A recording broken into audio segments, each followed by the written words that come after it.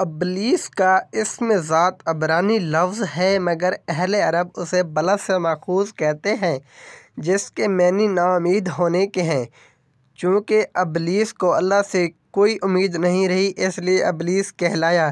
اسے شیطان اور عدواللہ خدا کا دشمن بھی کہتے ہیں۔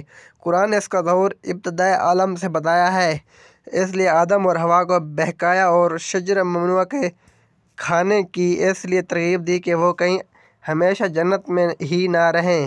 جب اللہ نے آدم میں روح پھونکی تو حکم دیا کہ تمام فرشتے اسے سجدہ کریں۔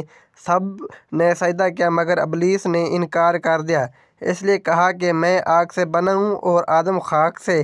اس پر راندہ درگاہ کر دیا گیا۔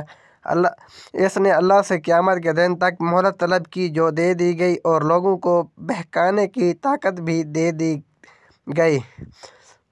بائبل میں بھی یہ قصہ قریب اسی طرح مذکورہ ہے۔ علاقہ زمخشری اسے جن مانتے ہیں کیونکہ قرآن میں ہے کان من الجن، وہ جن تھا، مگر بہت سے علماء اسے فرشتہ مانتے ہیں اور بعض علماء نے یہ بھی کہا ہے کہ جن بھی فرشتوں میں شامل تھے جو جنت کے محافظ تھے، مگر جن نار سموم سے پیدا کیے گئے اور فرشتے نور سے تخلیق ہوئے۔ ابتدا میں جن زمین پر رہتے تھے وہ آپس میں لڑنے لگے تو اللہ نے ابلیس کو ان کے پاس بھیجا۔ بعض روایات میں یہ بھی ثابت ہوتا ہے کہ ابلیس ارضی جنات سے تھا۔ شیطان ابتدائے آدم کو بہکانے میں مشغول رہتا ہے مگر نیک بندوں پر اس کا بس نہیں چل سکتا۔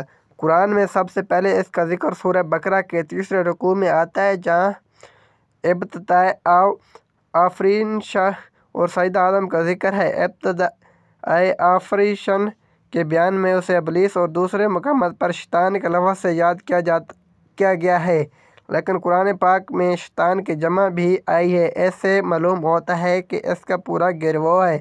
قرآن میں طاغوت بمعنی شیطان بھی جگہ جگہ آیا ہے۔ ابلیس کو عابد کے نام سے پکارا جاتا تھا۔ جناب سید سجاد الحسینی آف کابل لکھتے ہیں کہ جب ابلیس نے آدم علیہ السلام کو سجدہ نہ کیا تو اللہ تعالیٰ نے عابد کو دربار اکبر سے نکال دیا اور کہہ دیا کہ تم ابلیس ہو، پھر ابلیس کے نام سے مشہور ہو۔ اور جب ابلیس نے حضرت آدم علیہ السلام کو بہکایا تو اللہ تعالیٰ نے ابلیس کو لعنتی ٹھہرایا تو ابلیس کو شیطان کہا۔ تب ابلیس دوزخی ٹھہرایا اور شیطان کے حامی بھی دوزخی ہیں۔ شیطان جیسے گمراہ کرنے والے اور راستے سے بھٹکانے والے وجود کی خلقت کا کیا فلسفہ ہے؟ اللہ نے اسے کیوں پیدا کیا ہے؟ اول یہ کہ انسان کی گمراہی اور انحراف میں شیطان کا کردار صرف اکسانے اور بہکانے کی حد تک ہے۔ دوم یہ کہ کمال ہمیشہ تصادم اور ٹکراؤ کے ماحول میں حاصل ہوتا ہے، اس لیے بہترین نظام میں اس طرح کی مخلوق کو پیدا کرنا بیکار اور بے مقصد نہیں ہو سکتا بلکہ اللہ کی خالص رحمانیت اور خیریت کا جلوہ ہے۔ پہلی بات تو یہ ہے کہ اللہ نے شیطان کو پیدا نہیں کیا ہے کیونکہ وہ سالوں تک فرشتوں اور عبادت گزاروں کا ہم نشین تھا، لیکن بعد میں اس نے اپنے اختیار سے سرکشی اور انحراف کی راہ اپنا لی اور اللہ کی رحمت سے دور ہو گیا۔ دوسرے یہ کہ شیطان کا وجود ایمانداروں اور راہ حق پر چلنے والوں کے لیے نقصان دہ نہیں ہے بلکہ ترقی اور کمال کا وسیلہ ہے، کیونکہ ترقی اور کمال ہمیشہ تصادم اور مقابلہ کے ماحول میں حاصل ہوتے ہیں۔ اس دنیا میں شیطان کا کردار اکسانے اور بہکانے کی حد تک، یعنی شیطان انسان کو گمراہی اور انحراف کی راہ کی طرف دعوت دیتا ہے۔